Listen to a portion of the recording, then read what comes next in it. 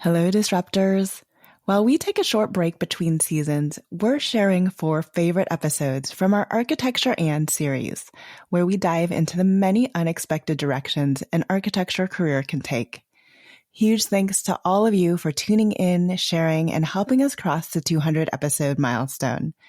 We truly couldn't have done it without this amazing community. Season 11 drops July 31st, so save the date. And if you're not on our newsletter list yet, now's a great time to join at practiceofarchitecture.com/newsletter so you never miss an episode. I'm Evelyn Lee. And I'm Janine Chastain. We're collaborating on curated conversations to explore how the industry is changing. Together, we'll find ways to create new solutions to current challenges while elevating the value of architects. Welcome to Practice Disrupted.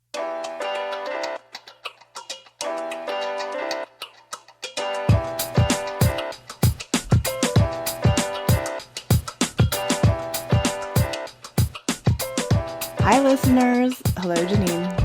Hey, Evelyn. Hey, everyone. So this is our second to last episode in season 1, and I really like to think that we save one of the best for last. It also happens to be very timely given the release of a second season of a certain Lucasfilm series, which made Baby Yoda so popular last year. Yeah, Baby Yoda. Someone out there just got really excited and someone else is cringing. You may be wondering, how does Baby Yoda connect to architecture? Well, on today's episode, we're going to continue our running series dedicated to architecture. And so far, we've spoken with an entrepreneur of a startup and an entrepreneur doing social impact work. Today's episode, we're expanding the conversation to understand how architecture relates to film and television. We were incredibly lucky to have today's guest join us, who has a powerful resume and portfolio of work that bridges the gap between those two worlds. Rebekah Bukhbinder is an art director working in film and television. She has collaborated on notable productions including The Mandalorian, Star Wars Episode 9, The Rise of Skywalker, and The Dark Crystal, Age of Resistance. A graduate of my alma mater at SciArc with a Master of Architecture, Rebekah's background in architecture and fascination with the ephemeral has led her into the world of filmmaking and ultimately has informed a career in set design and world building. Her work in television and film transports audiences into imaginary worlds for people to experience. She believes her career has been a balance of taking risks and serendipitous moments that led her to where she was meant to be. You can see more of Rebekah's work on October 30th when Season 2 of The Mandalorian airs. Let's cut to the interview. So Rebekah, you're an art director who has worked on Dark Crystal and Rise of Skywalker, which I think is really, really exciting. Those are two titles that our audience is very familiar with. Can you start off by telling us a little bit about the role of art director in film, and what would somebody who's seen those films be able to see of your work? Well, where we should start is the designer, production designer, and sometimes the role is one and the same. It could be a small production, and then you have the art director is the same thing as the production designer. But all of the jobs that I've worked on so far, they've had their designated production designer and then the art director underneath. So the production designer is in charge of overseeing the entire look of the film or the show, and the art director is more concerned with all the finer details and becomes a liaison between the production designer and the construction team. So we become project managers in that sense.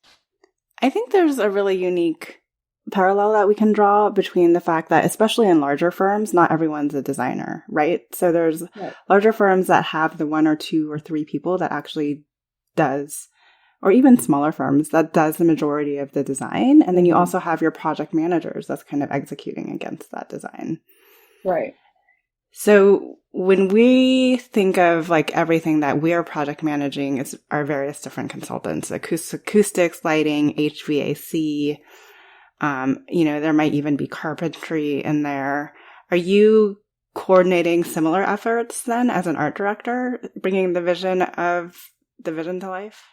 Exactly. I mean, in architecture, you have systems, but in film, it's more like all of the departments that contribute to the shot itself are the systems.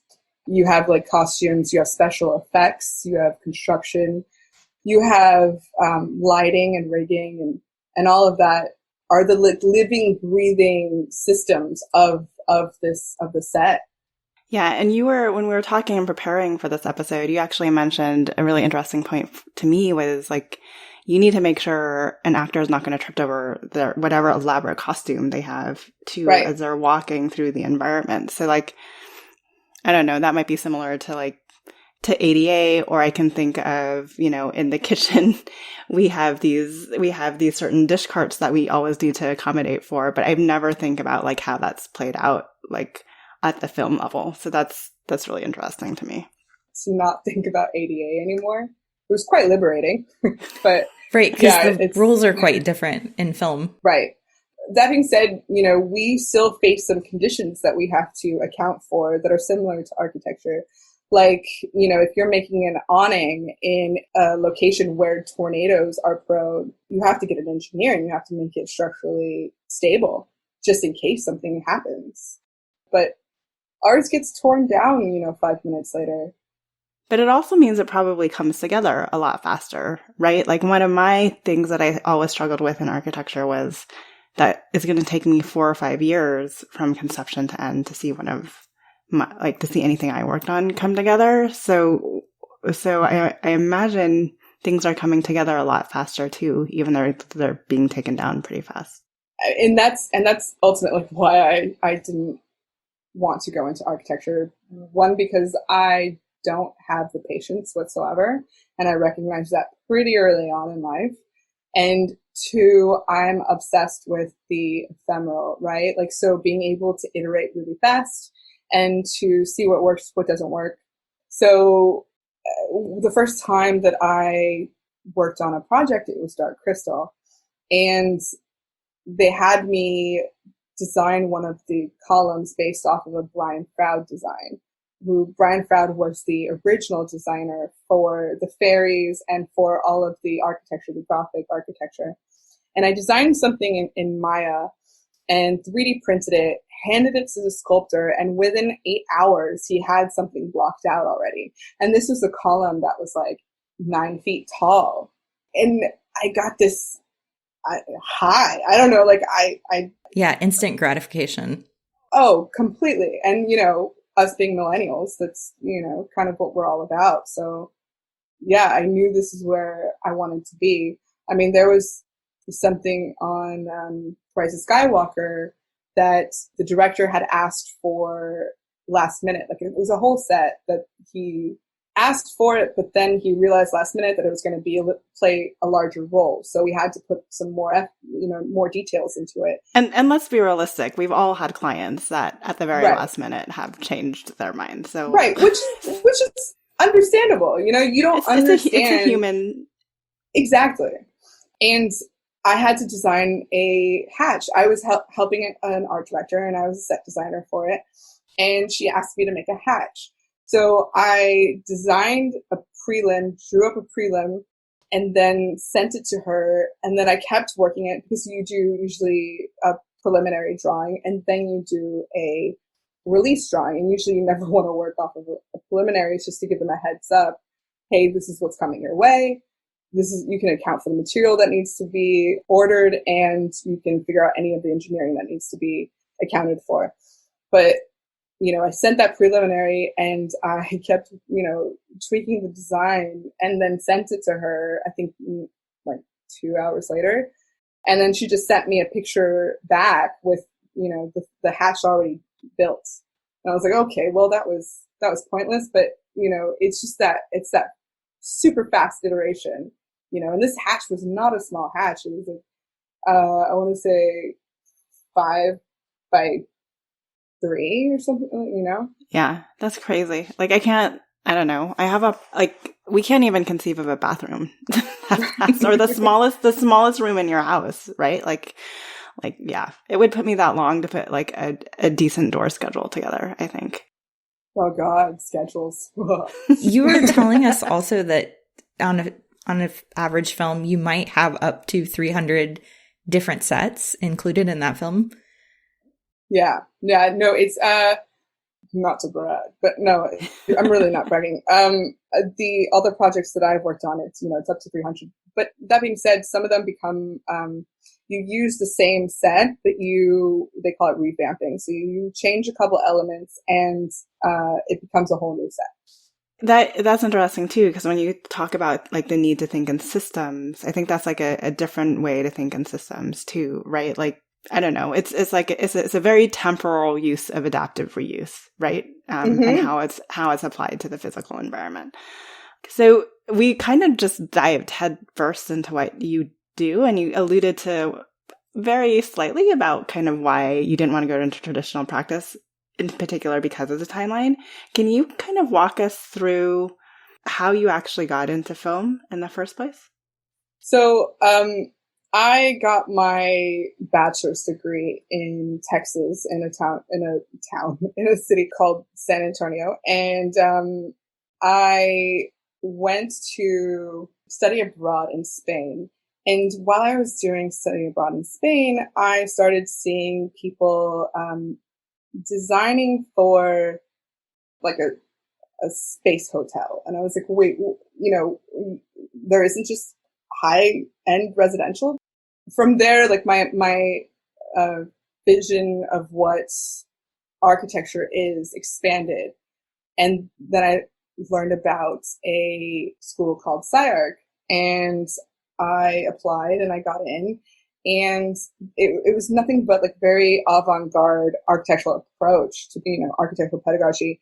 And I learned so many programs, and the way that they approached architecture was the image became forefront at that school. And I was all about that, and I became very in tune with that. And I realized there's probably a reason for that. And I didn't want to just become somebody that renders shots for an architecture firm. And my mentor at the time, who is the director of SciArc now, he was my mentor for thesis, Hernan Diaz Alonso. And I told him, look, Hernan, I don't want to, for my thesis, I didn't want to do just your typical plans and sections and make a model of it and stand there in front of a couple boards. And he said that, okay, so make your own reality. Don't do a building, make multiple buildings and do an animation then. So I did. And one of his big things, in architecture school, you have crits, right? Yeah. And his big thing was, if you want to be a big dog, you got to play with the big dogs, right? It sounded really cheesy. But for our jurors, he would invite like Frank Gehry, Tom Main, Greg Lynn, all of the biggest names in architecture at the time. And we would have to, just the fact that we got to be in the same room as these people, stand in front of these people, like they had to stare at us, they were subjected to stare at us for, 20 minutes. That was enough to make you feel like you could be in the same room than anybody, So wait, are you telling me that you had a design pinup in school with Tom Main? Oh yeah. And okay. And it's great because, every time, like I don't really do urban projects, and he really loves to talk about urban projects. So and he ripped me apart on my thesis. It was so funny. It's not even that he ripped me apart. He set me up.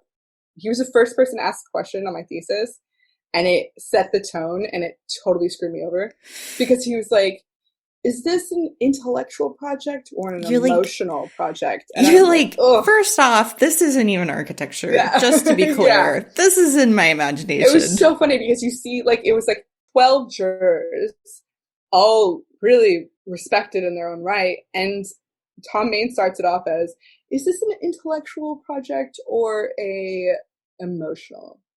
And I was like, emotional. Then I have nothing to say. They didn't know how to critique it. Right. Really interesting to see and to reflect on. Yeah. And that is the starting point of like your career, really. Mm-hmm. Even though I know I feel the same way when I look back at old stuff, I'm like, oh, but it's so meaningful because it's like the, building blocks of like what propels you forward into the direction that you start going when you invest in stuff like that. Right.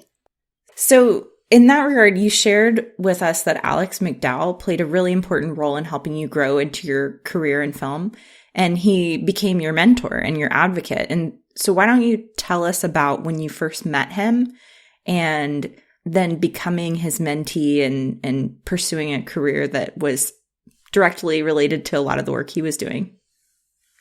Right. So knowing that I really wanted to work with him after, I went to one of SciArc's famous lectures that they have, and he happened to be there. This is like maybe, a month after I graduated. And I went up to him and told him I was really interested in the work that he did. At that time, I was like, oh, I want to become a production designer, not knowing like the new avenue he had taken. And he kind of laughed. He said, oh, really? And he said, well, send me your portfolio. I sent him my portfolio, and he sends this, really lovely critical review on my thesis. And I ended up, within a week working for him. And it was interesting because, looking back at it now, my first role with him was as a low-end, I guess, concept artist. I really could never call myself a concept artist, but I was making these collages for him, and I was like, churning them out, spitting them out, because he just wanted to see what these worlds that he was envisioning would look like. He even took me up to San Francisco on a trip because they were going to pitch this idea at the headquarters of a company. And between the breaks of the meeting, he would come and tell me, let's do a collage, showing this. So like I'd get 15 minutes to do a collage to, visualize these things that he wanted to portray with the client. And it was really interesting. It pushed me to my core. But I feel like I should probably go back to what he does now, which is he does not work in film anymore.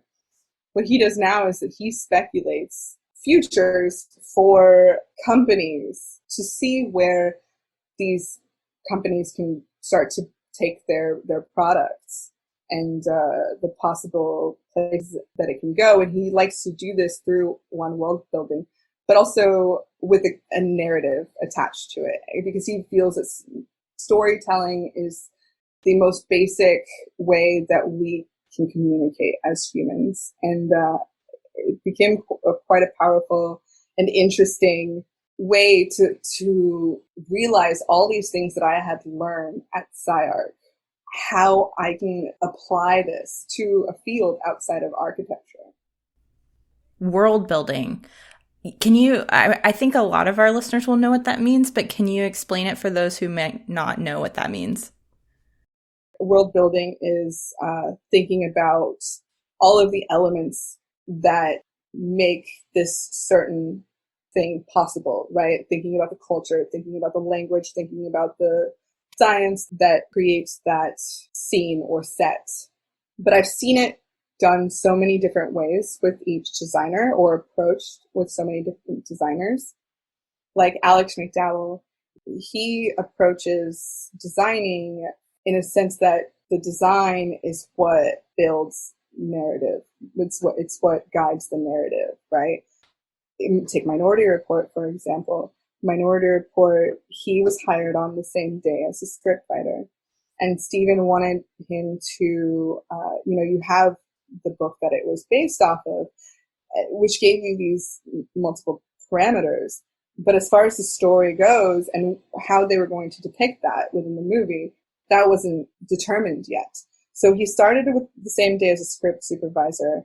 He had these parameters, and of course they were guided by Spielberg, but he got a group of scientists, he calls them domain experts from, MIT or wherever, and started designing what would the futuristic transportation be within a city.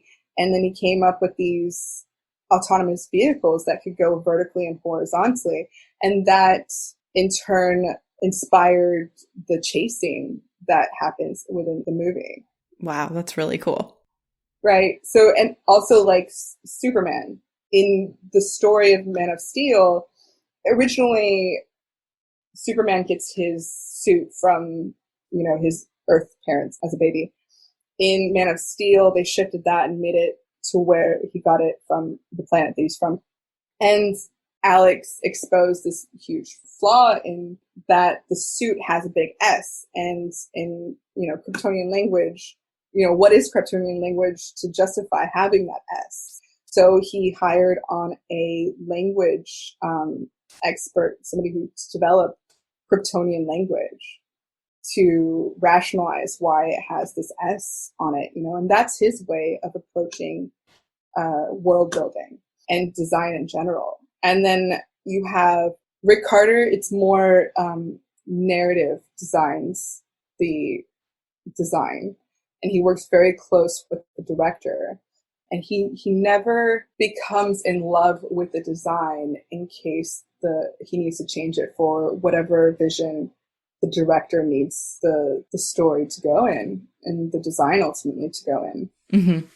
The designer that I'm working with right now, Andrew L. Jones, he is a visual storyteller, right? So he'll take, a set, figure out how to enrich those sets with world building.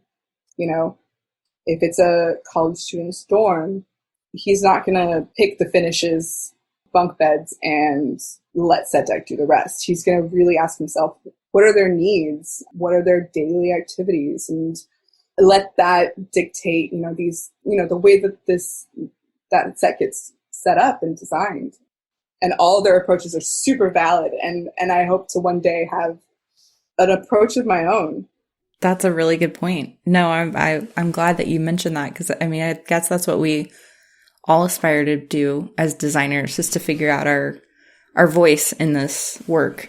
It took me all of architectural education to realize all that I was ever being taught are different processes, and then you need to find out which process works for you. And it's kind of like that. It's exactly like that. Right. So after doing that collage, that project was maybe only, 3 weeks long. And from there, he kept bringing me on from project to project. And with each project, my role changed, and I got to see all the ways that I can contribute to his definition of world building and all the projects that he got to do. So anywhere from 3D modeling to script writing to taking clients out to dinner to, it was to being his secretary. It was really interesting to see what I was capable of. And it was kind of like this crash course. Enjoying the show? Join a community of fellow disruptors at practiceofarchitecture.com/community.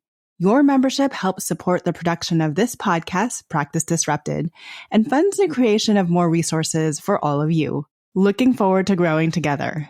Join us today at practiceofarchitecture.com/community. No, but I think it's also like indicative of like when you think about project managers too, right? And kind of all the things that they have to go between and everything. You have to have a little bit of understanding of how each role is contributing to the bigger piece. So completely. So for me, I think it sounds like you are getting a lesson in like what all those various different roles are and how it could build into like one cohesive narrative or story or world, and how that later transitions to something else. Right. So I can see how Alex could do something like he's known for his work in Minority Report, but also on the flip side, be working with these companies, doing world building for them, Mm-hmm. So it sounds like he was like, mentoring you and giving you exposure to all these different factors of film and roles. When was the point that you guys ended up going to London?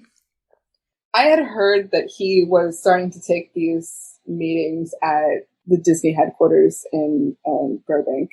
And I kind of got wind of what he was going to go do and where he was going to go. And I told him that I wasn't done working with him, right?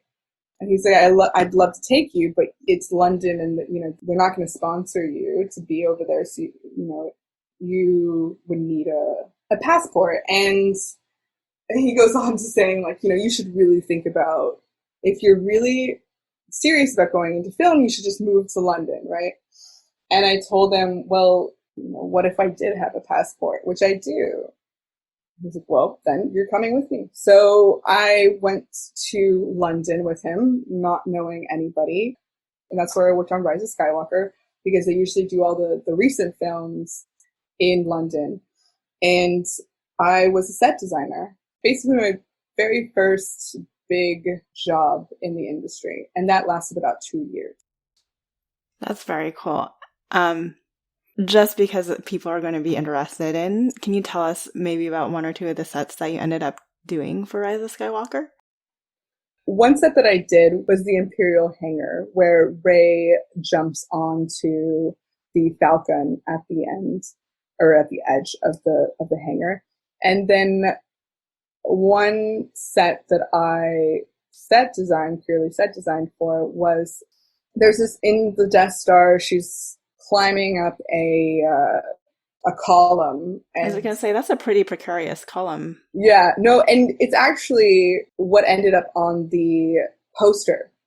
So the set that I set designed for ended up on the poster of Rise of Skywalker. Nice. The one where they're both dueling. Although the design was already kind of sketched out before, it was just figuring out all the details of the builds and really nailing down the look and the feel of it.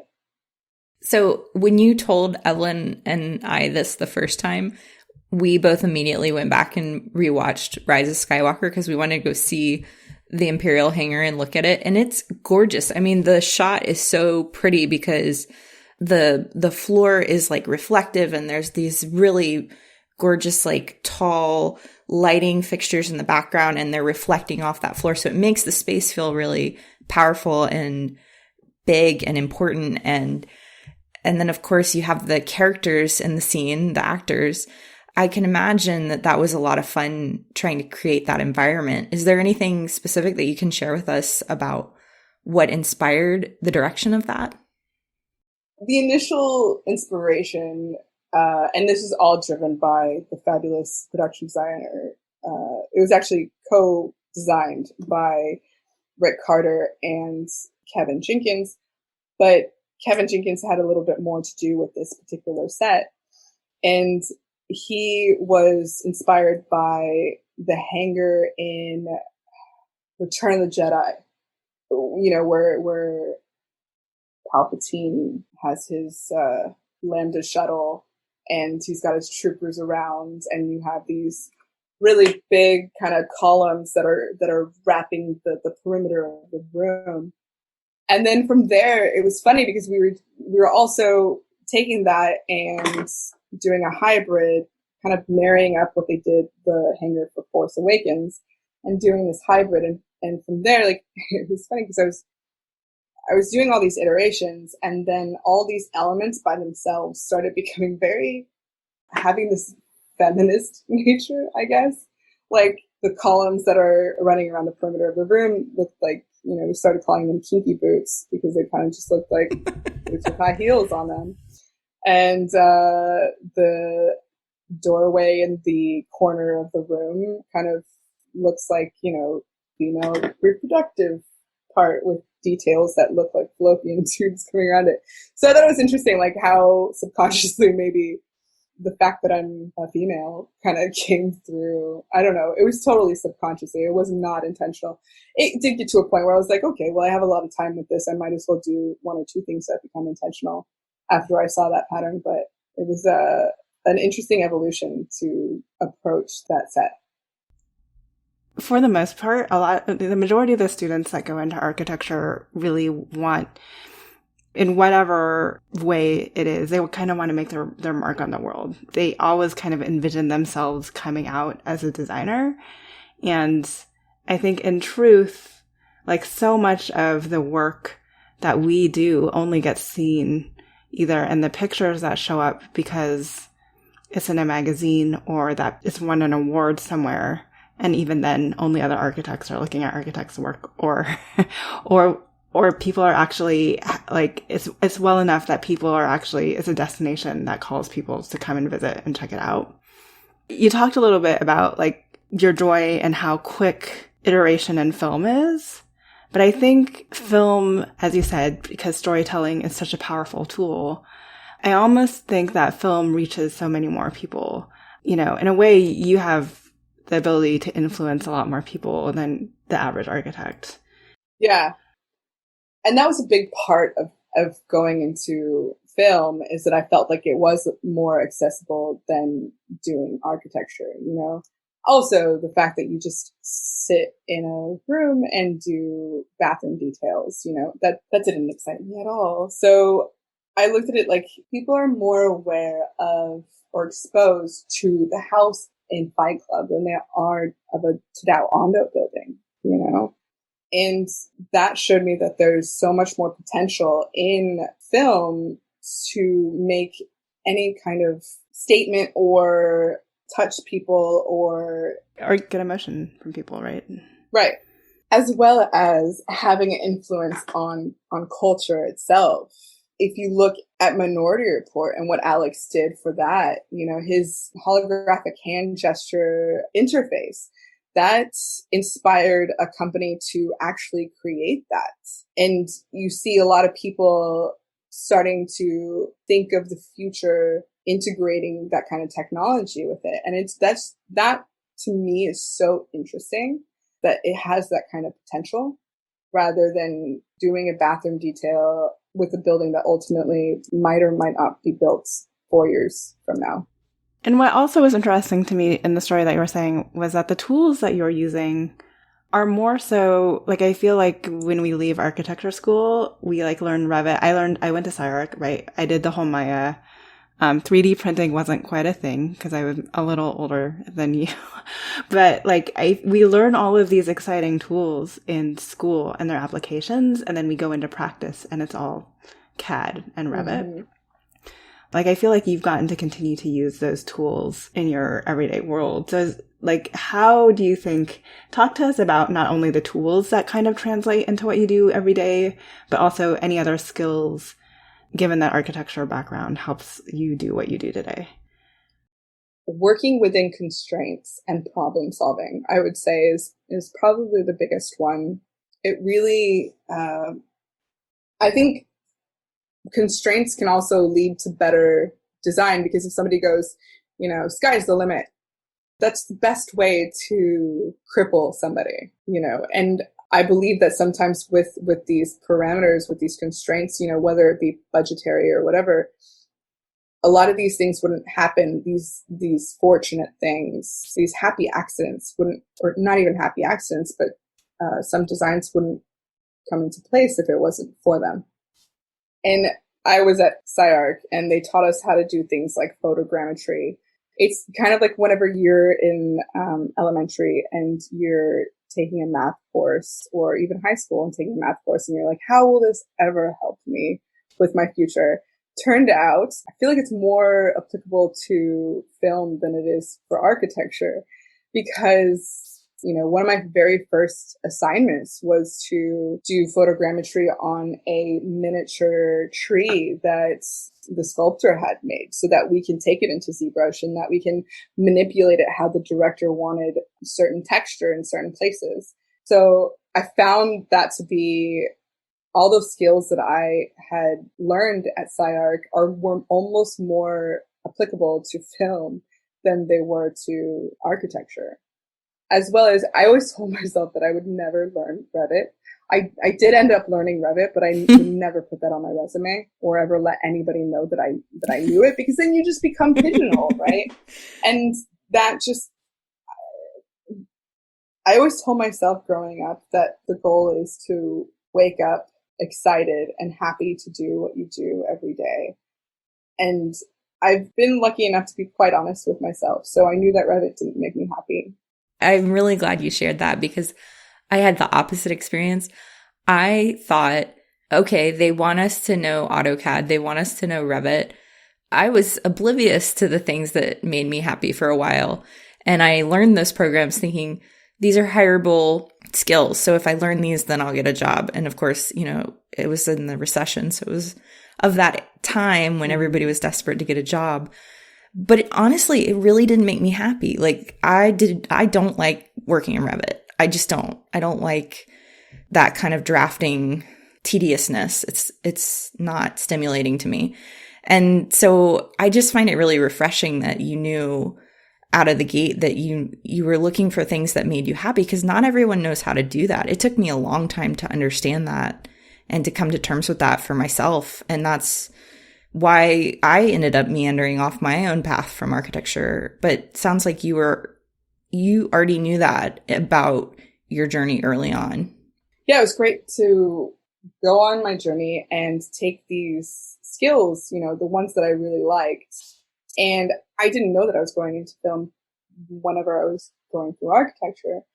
But in the end, realizing that all of these tools and software and even the work ethic that I had gained from architecture school, how it really applied to working in film.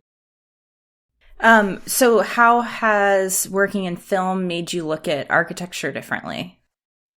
I haven't been in film long enough, but one big thing that I see, my friends that are art directors going through is, you see usually on shows or films, you use locations. Like a big part of an art director's job or a designer's job is using locations to transform as a set, right? If you watched the last Westworld and you see City Science, or you see Beau Phil's studio, his architecture firm, and they transform it into, an office or a house, or a lot of stuff is period pieces. So you take backdrops of LA and integrate these elements to make it like 1930s. And it makes you look at the world or at the built environment a little bit more malleable. And it's a really interesting thing, because then you start to look at all these details, right? Oh, those mullions are made out of wood. That means it must have been, 1940s, or, you become hyper-focused and more aware of the background and the context of the built environment around you, but also all the potential that can be, which is exciting. It's exciting when you walk down the street. I have been, in a different sense, not exposed to that as much, because I've worked on projects that you build from the ground up rather than altering locations to fit the set. Architects, even the older leaders, like architects want to be considered the master builders, but I feel like we've gotten so far away from actually being craftsmen. And at some point, because of the type of work that you're doing, because you don't have to go through the same building department, like you are crafting things, and you're much like, what you're bringing together is so much more hands-on. And I feel like what you're doing at a smaller scale is like what architects wish they were able to do with their clients every day. It's so interesting. It's so interesting to working with the construction team and the prop makers, as they call them, because the craftsmanship that I get to experience every day, and seeing these little tips that they learned along in their trade and their journey, and the visual output that comes about all of this. And I don't know, it's just, I call it magic. Every time the designer on the show that I'm working on right now sends me a picture and it's like, wow, this is a really nice part of the set. And I'm like, yep. And I'll, say that certain prop maker's name and say, they put their magic on it. And it's really interesting to experience that every day and to understand how things come together. So if somebody's interested in pursuing a similar path that you've done, if I'm in my 4th or 5th year at architecture school, what advice would you give to somebody coming out of school if they're interested in following in your footsteps? I mean, first, be honest with yourself. Figure out what interests you. And if that is film and entertainment, then that's great. Hernan had all sat us down and told us to find somebody that you admire and research their path. and see what it took them. Look at the different types of roles within the film industry, you know, whether that be VFX, within the art departments, or even sculpting, whatever it might be, and then start to research on people that have taken that similar path and people that you might want to work with. And I would say put together a portfolio that you think shows all the skills that might be applicable to that certain field. You know, be bold, be brave. It sounds cheesy, but with high risk comes high reward. It was interesting for me that we started this conversation about architecture and somebody who has clearly stepped off of the traditional path so early in her career, but she also is so, I think, intrinsically deeply connected back to architecture in a way, which I thought was a unique perspective that somebody who's gone on the architecture and path made, like their connection back to practice. Right. I really enjoyed talking to Rebekah because I just love that she always knew that she wanted to do something different. And what was very compelling in hearing her story was that she never let the constraints of architecture and what the career in becoming an architect is like define her path. She always knew that she was going to be pursuing a path that was a little bit different, and I think she leaned into it really clearly. And what I like, I mean, we always knew in this season that we wanted to talk about what it looked like when you take an education in architecture and apply it into doing something a little bit adjacent to what traditional architecture is. And I think Rebekah is a really great example. Her career definitely illustrates using an architectural education and expanding that idea of architecture and versus walking away from it entirely. Yeah. And it was kind of astonishing to me that even after her experience, she still went on to get her MArch at SciArc, even though I feel in between her BArch and her MArch, she made this conclusion that the traditional path was not where she wanted to go.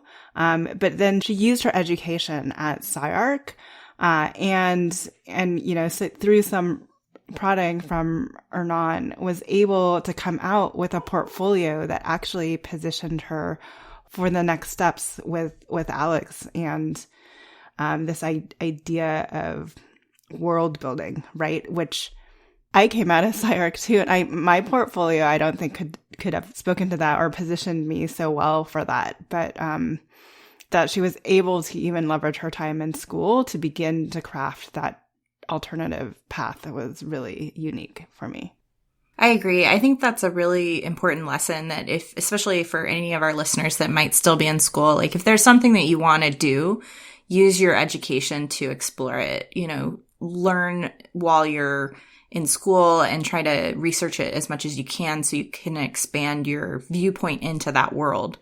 Yeah, another attribute that I really appreciate and I find really refreshing from Rebekah, especially as a female, is that I feel like she's such a hustler when it comes to her career, right? She approached, Alex wasn't even talking, but she knew enough to know who she wanted to work with in the industry and to go up to Alex, who was listening as a standard, like a bystander by all means, and say, I want to work with you. I read this article about you, and to get her final thesis in front of him as a result of that meeting. And then, when Alex, was ready to say, I appreciate all the work you've done for me, but my path is taking me to London, kind of her wherewithal and her like never giving up, her constant hustle of, well, I'm not done working with you and I have a passport, so I'm going with you to London. I really appreciated that type of hustle coming out of not only somebody from architecture, but like from a female perspective. Definitely. I mean, I think she is a very strong individual, and it was very clear in listening to her that she goes after her goals.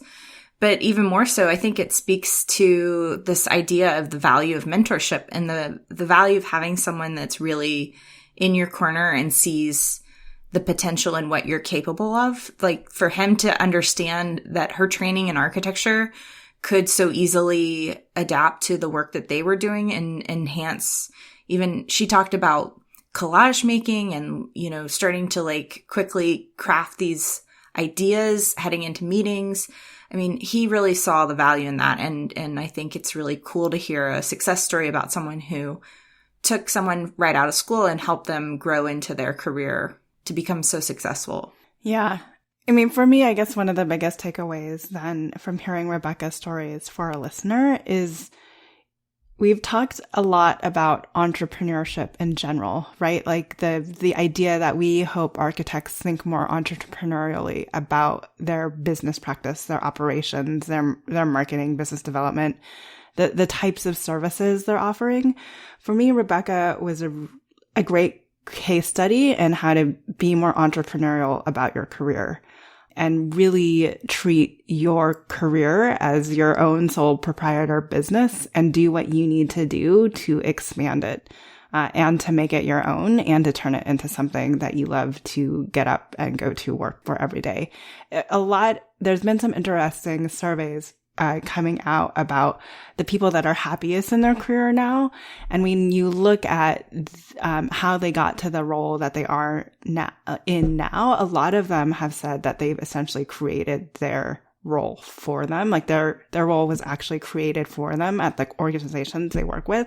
In many ways, I feel like Rebekah, even though she's kind of she's found this unique career path in entertainment, and there is kind of a career ladder that she talked us through about the entertainment industry, that like the roles that she had leading into that were all created for her because she was very entrepreneurial.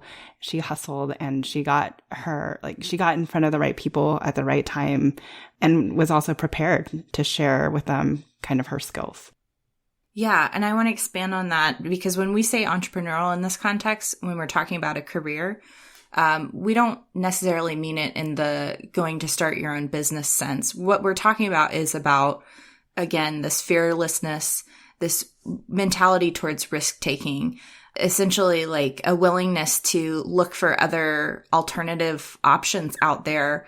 And Rebekah, I guess it resonates so much with me. And I know you too, Evelyn, that she's just someone that doesn't let the rules define her path. And I can say from personal experience that when I have allowed the path to define my trajectory, it's been the hardest on me as an individual.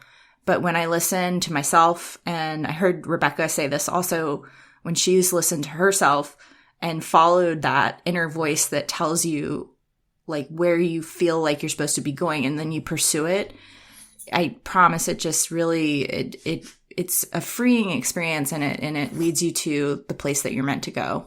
Yeah. We're asking our listeners then to adopt the mindset of an entrepreneur as related to your career and own personal development. Exactly. The other last takeaway too for me is that I think Rebekah, when she started on her career path, she had, and she still has, a deep love and appreciation for what architecture as an art is able to do, and how space creates presence and creates feelings, and how it resonates and impacts people's lives. And, you know, there's people that would argue that in spite of my license, what I do, I'm not an architect. I think there is people that would equally argue that what Rebekah is doing doesn't make her an architect. But her argument that what she does like on a daily basis touches more of the public than the buildings that the star architects build that most people only see in magazines, I think that really resonated with me. And for me, she's actually making a much bigger impact in non-star architect fashion by what she is doing and how she's delivering and the people that see her work. So I would also say that even if you find yourself away from the traditional path, it doesn't have to be for lack of love for what brought you originally to architecture, that there are paths out there for those who love the profession and love that feeling of change that new graduates have when you come and graduate into the world. There is the ability to create that change in different scales and on other formats out there for you. I so wholeheartedly agree, Evelyn. And I think you and I just wanted to send a little love letter out to anyone out there who feels like they fit into that category, because we do too. And we think that the profession should be bigger and not exclude people. So on that note, Evelyn, next week is our season finale. Yeah, next week, listeners, is our season finale, so please feel free to tune in. It's going to be of a little bit of a different format.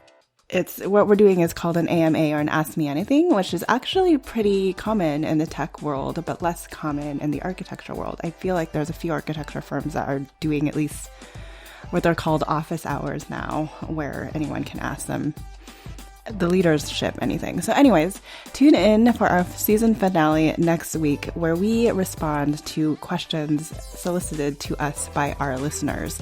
And if you have a question for us, and it doesn't matter what topic it is called Ask Me Anything, please feel free to email me directly at evelyn@practiceofarchitecture.com. It's evelyn@practiceofarchitecture, all one word.com. See you next week. See you next week.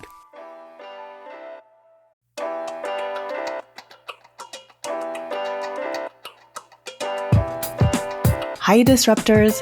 Thank you for joining us today on an episode of Practice Disrupted. If you like the content for today's show, you can find all of our past episodes over on practiceofarchitecture.com/podcast. Be a part of the conversation by joining me, our speakers, and other disruptors in our community at practiceofarchitecture.com/community. Our social media handle is Practice of Arch. That's Practice of ARCH. We'd love to hear from you, so feel free to drop us a DM and say hello. Tune in next week for a new conversation on change in the profession.